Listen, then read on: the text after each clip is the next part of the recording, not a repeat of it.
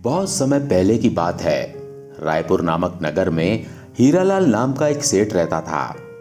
वो लोगों को ब्याज पर पैसे देने का काम करता था। उसके पास रायपुर के अलावा भी दूर दूर के गांव के लोग पैसे लेने के लिए आते थे और वायदे के मुताबिक जब उनके पास पैसे आते तो वो लोग मूल के साथ ब्याज के पैसे भी चुका देते थे। सेठ हीरालाल ब्याज पर पैसे तो देता था, लेकिन वो उसूलों का पक्का और ईमानदार आदमी था। वो समय से पहले ना तो किसी से पैसे मांगने जाता और ना ही किसी के साथ गलत व्यवहार करता। इसके साथ साथ हीरालाल में दो गुण और भी थे। वो बहुत ही दयालु और भगवान को मानने वाला था। अपने इन्हीं गुणों के कारण वो दूर दूर तक प्रसिद्ध था। एक बार की बात है, इस नगर से कालू और भूरा नाम के दो ठग गुजर रहे थे। सेठ हीरालाल की प्रसिद्धि उन दोनों के कानों तक भी पहुंची।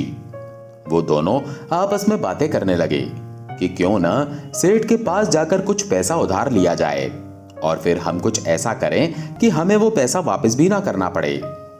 ये सोचकर उन दोनों ने एक योजना बनाई और सेठ हीरालाल के पास चल दिए। दोनों ठग सेठ हीरालाल की हवेली में पहुंचे और जाकर सेठ से कहा, सेठ जी, हम दोनों बहुत दूर से आए हैं। हमारे गांव में पिछले साल अकाल पड़ गया था, जिसके कारण इस बार हमारे यहाँ कोई फसल नहीं हुई और हमारे घर में खाने के लिए अन्न का एक दाना भी नहीं है। इस बार बारिश अच्छी हो रही है और हमें उम्मीद है इस बार फसल जरूर अच्छी होगी। हमने आपके बारे में काफी सुना है, इसलिए हम आपसे कुछ पैसे उधार लेने के लिए आए हैं। सेठ हीरालाल ने उनकी बात सुनकर कहा, भाई, मैंने तुमसे पैसे लेने का कारण और तुम्हारे रहने की जगह नहीं पूछी। तुम मुझे सिर्फ इतना बताओ कि तुम्हें कितने पैसे चाहिए और तुम कब तक पैसे वापस करोगे। सेठ हीरालाल की बात सुनकर कालू ने कहा, सेठ जी, हमें 2000 रुपयों की जरूरत है और हम आपका पैसा बहुत जल्दी वापस कर देंगे। सेठ ने उनकी बात सुनकर कहा, भाई, उस जल्दी का कोई तो समय होगा। समय जाने बिना मैं तुम्हें कर्जा नहीं दे सकता। सेठ की समय की बात सुनकर कालू मक्कारी भरे स्वर में बोला, सेठ जी, कर्ज तो कर्ज ही होता है, कोई समय तो हम बता नहीं सकते। हाँ, लेकिन अगर इस जन्म में नहीं दे सके तो अगले जन्म में जरूर वापस कर देंगे। सेठ ने उसकी बात सुनकर कहा, ठीक है, तुम अगले जन्म में वापस कर देना, मुझे तुम्हारी बात पर पूरा विश्वास है। यह कहकर सेठ हीरालाल ने अपने मुनीम से कहा, इनका नाम खाते में लिखकर इन्हें 2000 रुपए दे दो और ये भी लिख लो कि पैसा ये ब्याज के साथ अगले जन्म में वापस करेंगे। मुनीम ने जब ये सुना तो सेठ से कहा, लेकिन सेठ जी। सेठ ने मुनीम की बात सुनकर कहा, लेकिन कुछ नहीं, तुम्हें जो कहा है वही करो। मुनीम ने उन दोनों का नाम लिखकर उनके हस्ताक्षर करवाकर उन्हें 2000 रुपए दे दिए। दोनों ठग रुपए पाकर बहुत ही खुश थे। उन्होंने बिना गिने ही रुपए जेब में डाले और सेठ हीरालाल को धन्यवाद देकर वहां से चले गए। वो दोनों बहुत खुश थे कि उन्होंने सेठ को मूर्ख बना दिया।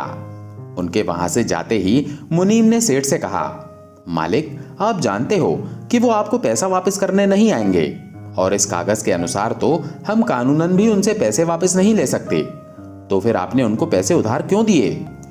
सेठ ने मुनीम की बात सुनकर कहा, मुनीम जी, ये सब कुछ मैंने जानबूझकर किया और ये मैंने क्यों किया ये बात तुम्हें समय आने पर पता चलेगी।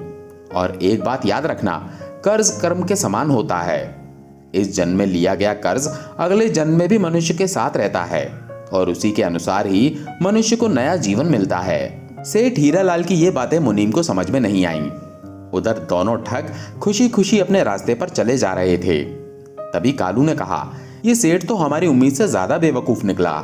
मैं तो सोच रहा था कि हमारे अगले जन्म की बात सुनकर सेठ हमें पैसे नहीं देगा, लेकिन उस बेवकूफ ने तो हमें इतनी बड़ी रकम कर्ज में दे दी। उस मूर्ख ने इतना भी नहीं सोचा कि अगले जन्म में भला ये उधार कौन चुकाएगा।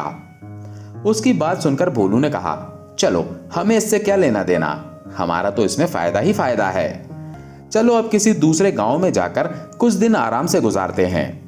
दोनों को चलते चलते काफी समय हो गया था। रात होने वाली थी।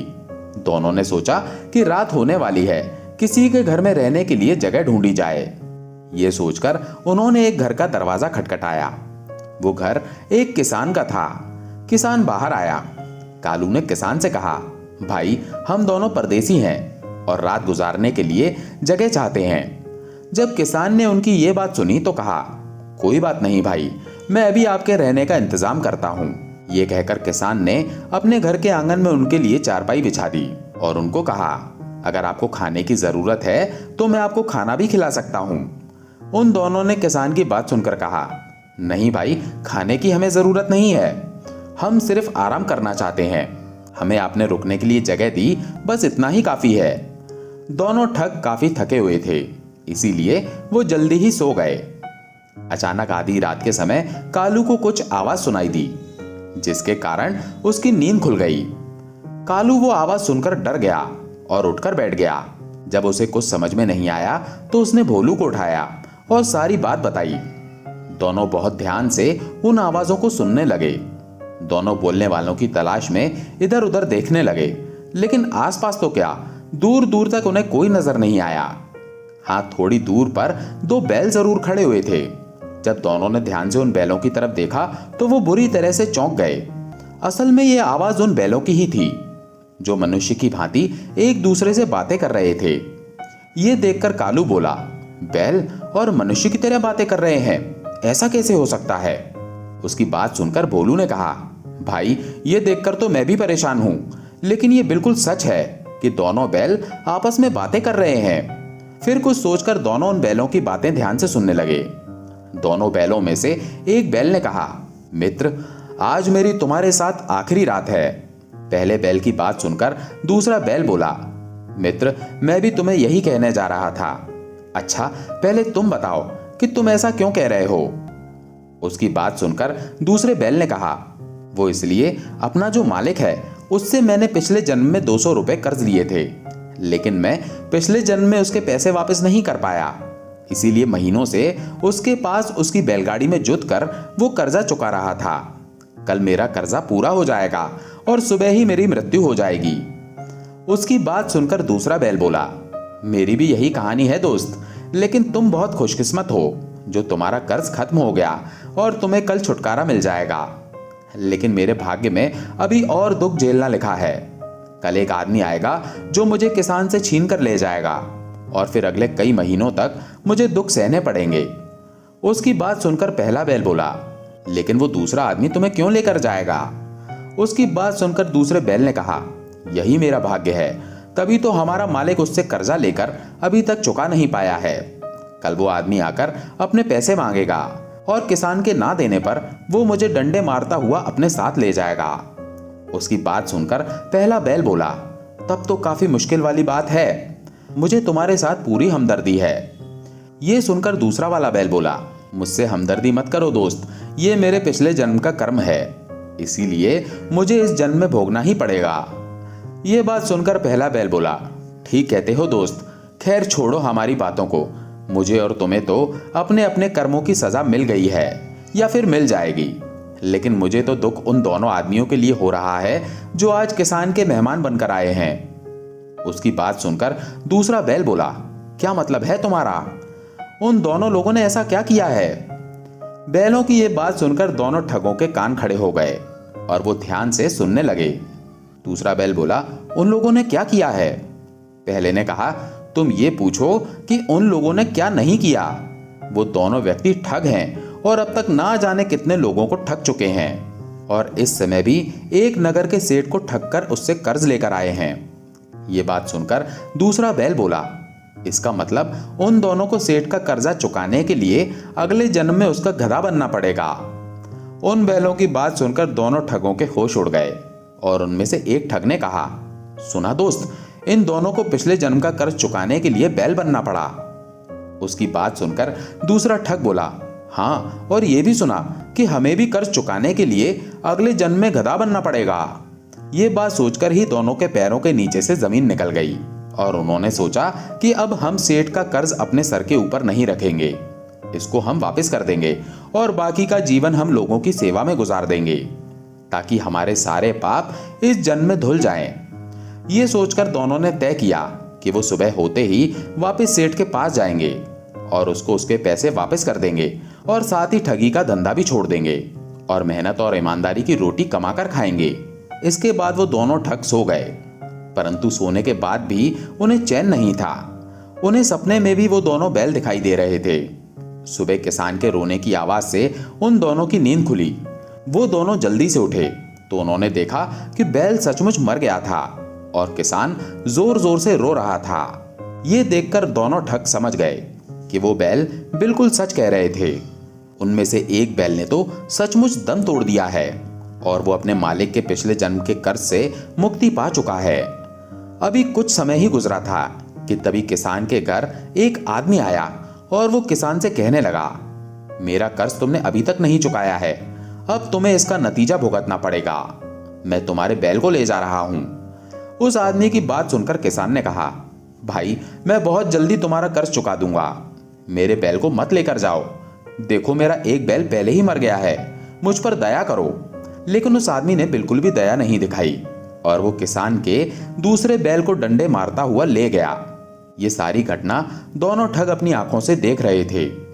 दोनों ने उसी समय अपना सारा सामान समेटा और रायपुर के लिए रवाना हो गए। पूरा दिन चलने के बाद दोनों ठग सेठ की हवेली पर पहुंच गए और जाकर उन्होंने सेठ हीरालाल से कहा, सेठ जी हमें बचा लीजिए, हमें इस पाप से बचा लीजिए। सेठ हीरालाल ने हैरानी से उनसे पूछा, भाई तुम लोग कौन हो? सेठ की बात सुनकर कालू बोला, सेठ जी आप हमें इतनी जल्दी भूल गए? हम दोनों कालू और भूरा हैं। कल ही तो हमने आपसे 2000 रुपए कर्ज लिए थे। मुनीम ने उन दोनों की बात सुनकर कहा, सेठ जी ये दोनों तो वही हैं जो कल कर्ज लेने के लिए आए थे और जिन्होंने अगले जन्म में कर्ज लौटाने का वादा किया है। मुनीम की बात सुनकर कालू और भूरा ने कहा, हाँ सेठ जी हम अपना कर्ज वापस करने आए हैं। ये लीजिए मूल के 2000 और ब्याज के 100 रुपए साथ में, और हमारा नाम अपने बही खाते से काट दीजिए। सेठ हीरालाल ने उनकी बात सुनकर कहा, भाई मैं कर्ज वापसी ऐसे नहीं लेता, मैं अपने उसूलों का पक्का आदमी हूं। तुमने रकम लौटाने का जिस समय वादा किया था मैं उस समय ही ये कर्ज वापस लूंगा। तुमने अगले जन्म में कर्ज लौटाने की बात कही थी, इसलिए मैं अब अगले जन्म में ही लूंगा। सेठ की बात सुनकर कालू ने कहा, सेठ जी ये आप क्या कह रहे हैं? भला कोई अगले जन्म में भी कर्ज चुका सकता है क्या? कालू की बात सुनकर भूरा ने भी कहा, हाँ सेठ जी जब हम अभी आपका कर्ज लौटाना चाहते हैं तो फिर आप अगले जन्म की बात क्यों कर रहे हो? सेठ ने उनकी बात सुनकर कहा, भाई मैंने तुम्हें पहले ही कहा था कि मैं अपने उसूलों का पक्का हूं। जब तुमने मुझसे वादा किया था कि तुम ये कर्ज अगले जन्म में वापस करोगे तो अगले जन्म से पहले मैं वापस नहीं लूंगा। भूरा और कालू ने सेठ के आगे बहुत हाथ जोड़े, लेकिन सेठ ने उनकी एक न सुनी और बिना पैसे लिए उन्हें घर से बाहर निकाल दिया। दोनों ठग दुखी मन से वहां से चल पड़े। उन्हें बिल्कुल भी समझ नहीं आ रहा था कि वो इस कर्ज से कैसे मुक्ति पाएं। दोनों भटकते भटकते एक जंगल में पहुंचे। वहां पर उन्हें एक महात्मा मिले। जब महात्मा ने उन दोनों से उनकी परेशानी का कारण पूछा तो दोनों ने सारी बात उनको सच सच बता दी। तब महात्मा ने उन्हें प्रायश्चित करने का एक उपाय बताया। महात्मा ने उनको कहा, बेटा यहां से 1 मील दूर एक गांव है, वहां पहुंचने पर तुम्हें सेठ का कर्जा उतारने का कोई ना कोई उपाय जरूर मिल जाएगा। महात्मा की बात सुनकर वो दोनों आगे चले गए। थोड़ा सफर करने के बाद वो एक गांव में पहुंचे। ये वही गांव था जिसके बारे में महात्मा ने उन्हें बताया था। वहां पहुंचकर उन्हें पता चला कि इस गांव में पानी का कोई स्रोत नहीं है और ना ही कोई कुआं है और ना ही कोई तालाब है। इसीलिए वहां के लोग पानी के लिए बहुत परेशान रहते थे। पानी की जरूरत पूरी करने के लिए लोगों को 5-5 कोस दूर तक जाना पड़ता था। वहां की हालत देखकर कालू के दिमाग में महात्मा की बात याद आई। वो सोचने लगा, अगर यहाँ कोई पानी का स्रोत पैदा कर दिया जाए तो हमारा कर्जा उतर सकता है। ये सोचकर कालू ने भूरा को अपनी योजना बताई। कालू भूरा के कान में धीरे धीरे उसे कुछ समझाने लगा, जिसे सुनकर भूरा का चेहरा भी खिल गया। दोनों पास वाले खेत से 2 कुदाल ले आए और एक स्थान पर खुदाई करने लगे। वो दिन रात जमीन खोदते रहे और ठीक 1 महीने के बाद वो एक गहरा कुआं खोदने में सफल हो गए। उस कुएं में से पानी भी निकल आया। उसके बाद उन्होंने मिस्त्री को बुलाकर उस कुएं को पक्का करवा दिया। ये सब करवाने में उनका 2000 रुपए का खर्चा हो गया। कुआं तैयार हो जाने पर कालू ने भूरा से कहा, अब डंडा लेकर कुएं की पहरेदारी करने के लिए खड़े हो जाओ, क्योंकि जैसे ही गांव वालों को पानी के बारे में पता चलेगा तो वो पानी लेने जरूर आएंगे। भूरा ने कालू की बात सुनकर कहा, चिंता मत करो दोस्त, पानी लेने के लिए अगर स्वयं भगवान भी आ जाएं, तो मैं उन्हें भी कुएं से पानी नहीं लेने दूंगा। और फिर वो दोनों डंडे हाथ में लेकर कुएं की चौकीदारी करने लगे। जब गांव वालों को उस कुएं के बारे में पता चला तो वो बर्तन लेकर तुरंत वहां पहुंचे। गांव वालों को देखकर कालू ने कहा, इस कुएं से दूर रहो, हम किसी को भी इस कुएं से पानी नहीं भरने देंगे। लोगों ने उनकी बात सुनकर कहा, तुम किस तरह की बात कर रहे हो? तुम लोगों को पता है कि गांव में पानी की कितनी कमी है।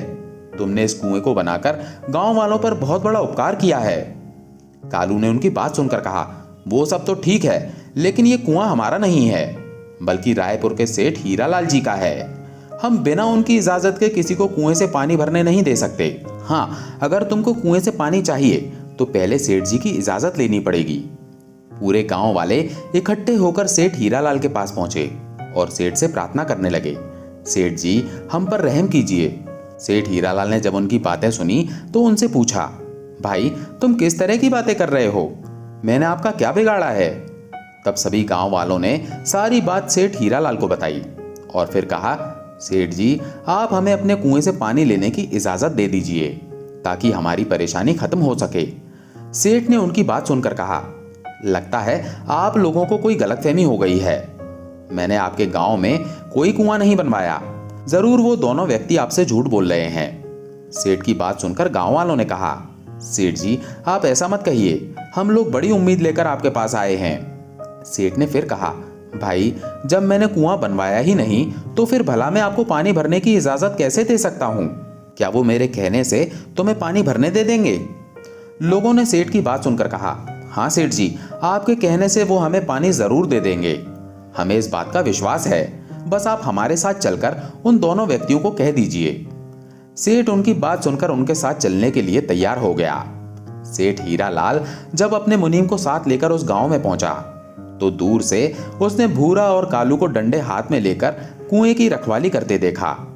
मुनीम ने उनको देखकर सेठ से कहा, सेठ जी ये दोनों तो वही हैं जिन्होंने आपसे 2000 रुपए कर्ज में लिए थे और अगले जन्म में कर्ज वापस करने की बात कही थी। मुनीम की बात सुनकर सेठ भी उनको पहचान गया और बोला, लेकिन इन कमबख्तों ने ये क्या चक्कर चलाया है? उनके पास पहुंचकर सेठ ने कहा, क्यों भाई यहां तुमने क्या चक्कर चलाया है? इस कुएं को गांव वालों को तुम मेरा कुआं क्यों बता रहे हो? कालू ने सेठ की बात सुनकर कहा, हमने कोई चक्कर नहीं चलाया सेठ जी, ये कुआं आपका ही है, इसलिए हमने बिना आपकी आज्ञा के गांव वालों को पानी भरने से मना कर दिया था। यदि आप आज्ञा दोगे तो हम उन्हें पानी जरूर भरने देंगे, हमें कोई आपत्ति नहीं होगी। सेठ उनकी बात सुनकर हैरान हो गया और बोला, तुम ये क्या बकवास कर रहे हो? जब मैंने कोई कुआं बनवाया ही नहीं तो उसमें मेरी आज्ञा की क्या जरूरत है? कालू ने सेठ की बात सुनकर कहा, यह बात ठीक है सेठ जी कि आपने कुआं नहीं बनवाया, लेकिन इस कुएं को बनवाने में रुपए तो आपके ही लगे हैं। सेठ उनकी बात सुनकर बोला, मेरे रुपए? मतलब वो कैसे? सेठ की बात सुनकर भूरा बोला, सेठ जी वो मैं आपको बताता हूं। हमने जो 1 महीना पहले आपसे 2000 रुपए का कर्ज लिया था उसी से हमने ये कुआं बनवाया है। अगर आप ये कह दें कि ये कुआं मेरा है तो हमारा कर्ज चुकता हो जाएगा और गांव वालों की पानी की किल्लत भी दूर हो जाएगी। सेठ ने उनकी बात सुनकर कहा, मैं इस कुएं को कभी भी अपना नहीं कह सकता और मैंने जो तुम्हें कर्ज दिया है वो मैं वायदे के मुताबिक तुमसे अगले जन्म में ही लूंगा। सेठ की बात सुनकर कालू ने कहा, तो फिर हम किसी को भी इस कुएं से पानी नहीं लेने देंगे, चाहे ये लोग हमारे सामने तड़प तड़प कर मर ही क्यों न जाएं।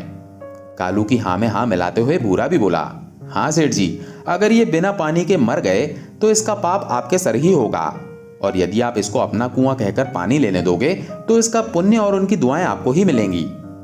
उन दोनों की बातें सुनकर गांव वाले भी सेठ के आगे गिड़गिड़ाने लगे और हाथ जोड़कर कहने लगे, सेठ जी हम पर रहम कीजिए। सेठ हीरालाल उलझन में पड़ गया।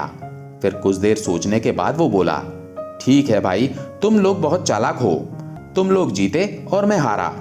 आज से ये कुआं मेरा हुआ और मैं तुम्हें अपने कर्ज से मुक्त करता हूं। गांव वाले खुशी से सेठ की जय जयकार करने लगे और पानी भरने के लिए बर्तन लाने के लिए अपने घर चले गए। गांव वालों के जाने के बाद सेठ ने भूरा और कालू से कहा, यह बात तो ठीक है, तुमने जिस चालाकी से मेरे उसूलों को तोड़कर मेरा कर्जा वापस किया उसके लिए मैं तुम्हारे दिमाग की दाद देता हूं, लेकिन एक बात की मुझे हैरानी है कि तुम इतनी जल्दी मेरा कर्जा वापस करने के लिए इतने उतावले क्यों हो गए। जबकि तुम पहले मुझे कर्ज के बहाने ठगने के लिए आए थे। कालू ने सेठ की बात सुनकर कहा, हाँ सेठ जी, आप ठीक कह रहे हो। हम आपको मूर्ख समझकर आपको लूटने के लिए जरूर आए थे, लेकिन बाद में हमारी आंखें खुल गईं। तब कालू ने सारी बात जो किसान के घर में हुई थी वो सेठ को बताई। सेठ और उसका मुनीम सारी बात सुनकर हैरान रह गए। सेठ ने मुनीम की तरफ देखा और पूछा, क्यों मुनीम जी, कुछ और जानना है? मुनीम सेठ की बात सुनकर कुछ नहीं बोला। तभी गांव वाले बर्तन लेकर पानी भरने के लिए आ गए। अब पूरे गांव वालों के साथ साथ सेठ हीरालाल भी खुश था। इस घटना के बाद कालू और भूरा ने ठगी का धंधा छोड़ दिया और मेहनत मजदूरी करके अपना जीवन यापन करने लगे। दोस्तों, आज की कहानी आपको कैसी लगी कमेंट करके जरूर बताएं, और अगर वीडियो अच्छा लगा हो तो इसे लाइक करके चैनल को सब्सक्राइब जरूर कर लें। धन्यवाद।